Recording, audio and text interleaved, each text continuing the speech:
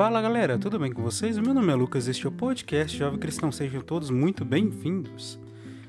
No episódio de hoje, eu convido você a fazer uma reflexão no mesmo capítulo que a gente abordou na semana passada, no nosso último episódio, que é Lucas 15, a partir do versículo 11. Então, bora lá, reler a passagem novamente e a gente puxar para reflexão. Disse também: um homem tinha 2 filhos. O mais moço disse ao seu pai: Pai, dá-me a parte que me toca parte da herança que me toca. O pai então repartiu entre eles os haveres. Poucos dias depois, ajuntando tudo que lhe pertencia, o filho mais moço, partiu para um país muito distante. E lá dissipou sua fortuna, vivendo dissolutamente. Depois de ter esbanjado, sobreveio àquela região uma grande fome, e ele começou a passar penúria. Foi pôr-se a serviço de um dos habitantes daquela região, que o mandou para os seus campos guardar os porcos.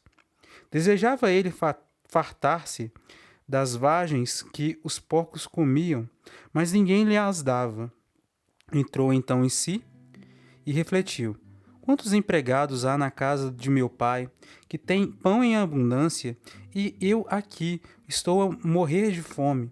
Vou me levantar e irei para a meu pai e lhe direi: meu pai, pequei contra o céu e contra ti. Já não sou digno de ser chamado teu filho. Trata-me como a um de teus empregados.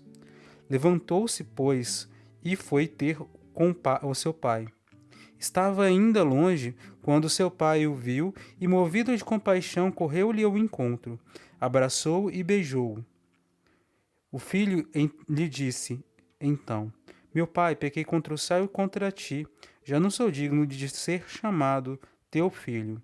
Mas o pai falou a seus servos: traze-me depressa a melhor veste e vestilha, e ponde-lhe um anel no dedo e calçado nos pés.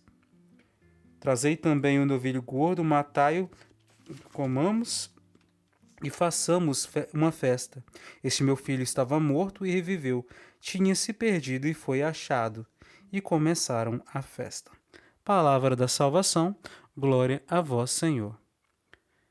Bom, eu retomo essa passagem para convidar vocês a pensarem comigo assim, refletirem comigo. Como a gente já tinha comentado no outro episódio, essa passagem diz da misericórdia, onde o Pai faz o papel de Deus Pai Todo-Poderoso, que nos perdoa através de Jesus Cristo na morte da cruz, né? Jesus se sacrificou por nós. E esse ato do filho, né, de voltar para casa, pedir perdão, é o arrependimento da mesma forma que acontece, né? Por exemplo, para a gente que é católico, no momento da confissão, do sacramento da confissão. Pois então, uma coisa muito interessante aqui, que a gente não falou no último episódio, e eu convido vocês a pensarem comigo, é o que aconteceu quando o filho já tinha pensado em voltar. Ele já estava indo voltar para casa. E aí, vamos lá. Ele fala assim, que levantou-se, pois, e foi ter com seu pai. E aí, quando ele estava na estrada, ao longe, o pai viu ele e correu ao encontro desse filho. Correu, abraçou e beijou ele. E aí o filho fez o ato seu de penitência, né? Pediu perdão ao pai. Pai, pequei contra o céu e contra ti, já não sou digno de ser chamado teu filho. E aí, o pai não deu tempo para o filho falar: trata-me como um de teus funcionários, de teus servos. Por quê? Por que o pai cortou isso? E já de cara, já chamou os funcionários dele para trocarem a veste dele e levar a melhor veste e vestir o filho. E aí, continuando, ponde um anel no dedo e calçado nos pés. Como a gente comentado, o anel ele pode simbolizar essa questão de posse, né, de autoridade. Então, é como se o filho restituísse como é que fala? A posição de filho. Fosse restaurado para ele a posição de filho. E dono de tudo aquilo que o pai tinha, mesmo tendo gastado tudo aquilo que era parte dele da herança. Então, o pai perdoou e restituiu. E um outro ponto interessante é que foi a melhor veste, não foi qualquer veste, foi a melhor. O pai deu do melhor para o filho. Quando Deus começa a falar do amor dele, lá no Antigo Testamento, e começa a falar da profecia de que ele mandaria Jesus Cristo e por aí vai, a gente que é cristão acredita que o Messias é Jesus Cristo, enquanto os judeus ainda não acreditam que o Messias que a gente considera é Jesus Cristo, entendeu? Mas aí voltando, e aí quando ele fala, né, do Messias, de como que ia acontecer, depois quando acontece mesmo, que a gente recorda, né, que é a morte de Cristo na cruz, ali ele mostrava o gesto de amor, que o amor de Deus é muito grande. E aí uma coisa que eu acho muito interessante da gente pensar é uma seguinte reflexão assim. Bom, a gente aqui, pelo menos aqui no Brasil, né, não sei se em outros lugares considera assim, que tem semelhança e diferença entre a palavra paixão e amor. Sendo que a paixão seria algo de curta duração. Tipo, quando eu vejo uma pessoa e ela me encanta pelo jeito dela de falar, de se comportar, o jeito dela, eu me sinto apaixonado por ela. Só que aí, com o passar do tempo, eu começo a enxergar as dificuldades da pessoa, as limitações e por aí vai. E aí eu posso cogitar a separar dessa pessoa, deixar de gostar dela, ou considerar perdoar as dificuldades dela e agir para além disso. Uma coisa interessante é assim, que a paixão, dentro do amor existe a paixão, sim. Só que aí o amor vai para além da paixão, envolve, né, a questão do perdão, da acolhida, da permanência ao lado, né, do cuidado e por aí vai. E aí vamos pensar assim, se a morte de Cristo na cruz, todo aquele processo, desde quando ele foi condenado à morte, até ele morrer na cruz, né, e depois ele ser colocado, né, dentro lá daquela gruta onde ele ficou, né, o corpo dele ficou por 3 dias até o momento da ressurreição. Isso a gente chama de paixão, certo? Então pensa comigo, se a morte de Cristo na cruz é a paixão, quão maior não é o amor de Deus? E lembrando, se o gesto de amor que Deus escolheu para mostrar para a gente que Ele nos ama foi a morte dele na cruz, do filho dele na cruz, imagina quão grande é o amor de Deus. Por isso que a gente pode dizer que o amor de Deus é imensurável. A gente não pode medir. E dentro do amor a gente entende, pode traduzir esse amor também como uma misericórdia de Deus. Que lá nos Salmos a gente lembra, né? Eterna é a misericórdia de Deus. Ou seja, vai para além dos tempos. E também ela é muito grande. Não é possível ser mensurável.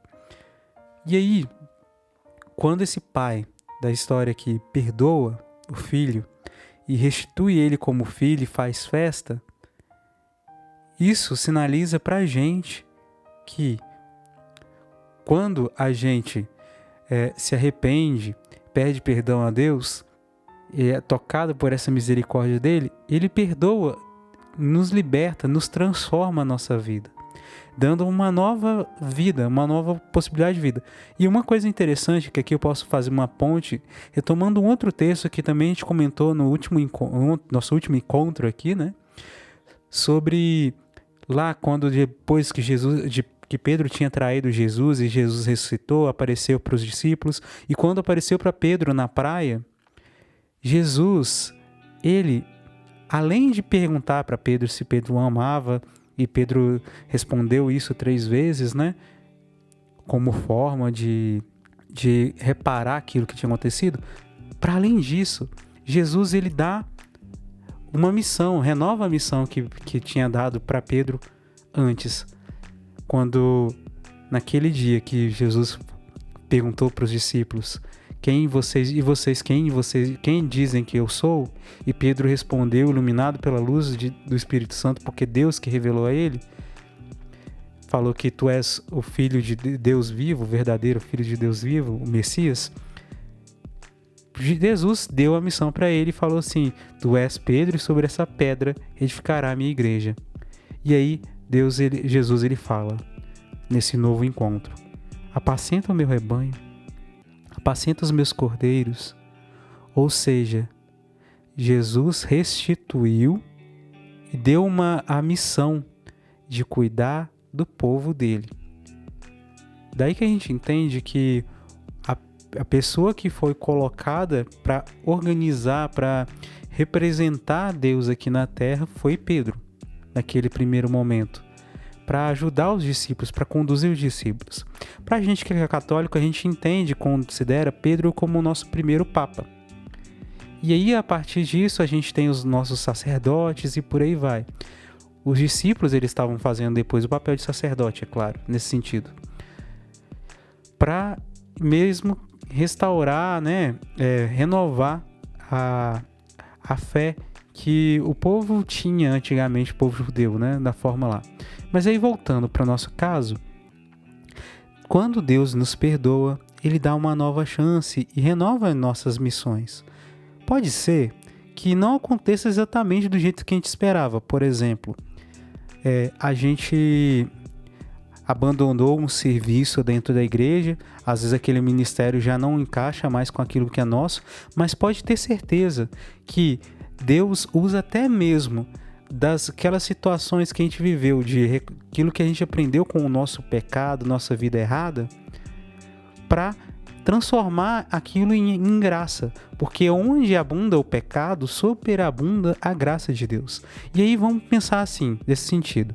Por exemplo, quantas pessoas que, mesmo pecando, não usaram daquilo que aprenderam com aquilo errado para ajudar outras pessoas? Por exemplo, eu tenho um conhecido meu que ele é ex-usuário de drogas, né? E não só usuário, ele era traficante. Ele vendia, ele movimentava o tráfico. Só que aqui o que acontece? Na época, ele mais um amigo dele que tinham trago algumas drogas mais pesadas para minha cidade aqui. Só que o que aconteceu? Esse amigo dele morreu, ele tinha sido preso e tal, depois abandonou tudo. E aí o que aconteceu? Nessa época, depois depois de ter sido preso e tal, ele passou na clínica de reabilitação, até, se eu não me engano, foi internado 3 vezes. E aí na terceira vez, ele conheceu também a Jesus Cristo, recebeu, né, a fé cristã, e aí hoje ele usa desse testemunho dele, daquilo que ele aprendeu de errado na vida dele com as drogas, para ajudar outras pessoas a não cair nesse mesmo erro. Então, a gente pode pensar assim, que não é que o caminho do pecado era o desejo de Deus. Na verdade, não era mesmo. Mas Deus ele pode usar daquele caminho como uma forma de restaurar a vida da pessoa.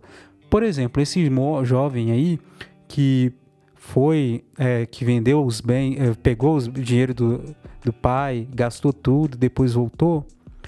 Esse filho pródigo, ele pode usar da história dele para testemunhar: olha, meu pai me amou, meu pai me perdoou, mesmo eu tendo matado ele no meu coração, ele me restaurou. Pensa isso na tua vida. Deus te ama muito, deu a vida do próprio filho para salvar você, para salvar cada um de nós. Olha o tamanho desse peso disso. E lembrando que não é só isso, Ele botou novas vestes para você, ou seja, aquela roupa tua antiga, até mesmo aquela que era bonitinha, que você usava lá atrás, ou seja, a tua vida que você viveu antigamente, antes de você ter caído no pecado, não tem como voltar. Ele te dá uma nova veste, ou seja, agora é uma nova vida. Virou a página. Agora é uma nova história. Por mais que você saiba, ainda tenha os conhecimentos de aquilo que você vivenciou antes de você ter cometido o pecado, e até mesmo aquilo que você aprendeu com o pecado, dentro do período de pecado, isso aí foi transformado. Deus perdoou você e te deu novas vestes. Então, para de ficar se condenando. Para de ficar lembrando do teu erro do passado, que Deus já te perdoou.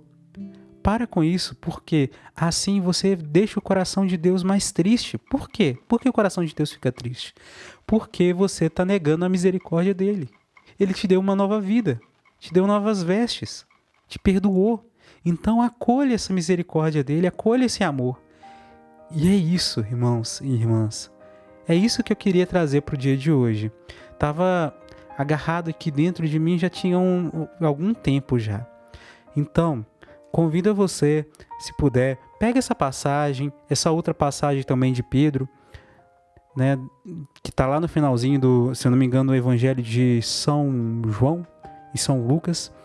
Pega lá, reflete sobre isso, reza, medita, diz tudo direitinho e viva isso que Deus preparou para você. Então, se você chegou até aqui, deixa teu like, compartilha esse episódio com seus amigos, siga a gente nas nossas redes sociais e que Deus abençoe muito todos vocês. A gente se vê no próximo episódio. Até mais, tchau!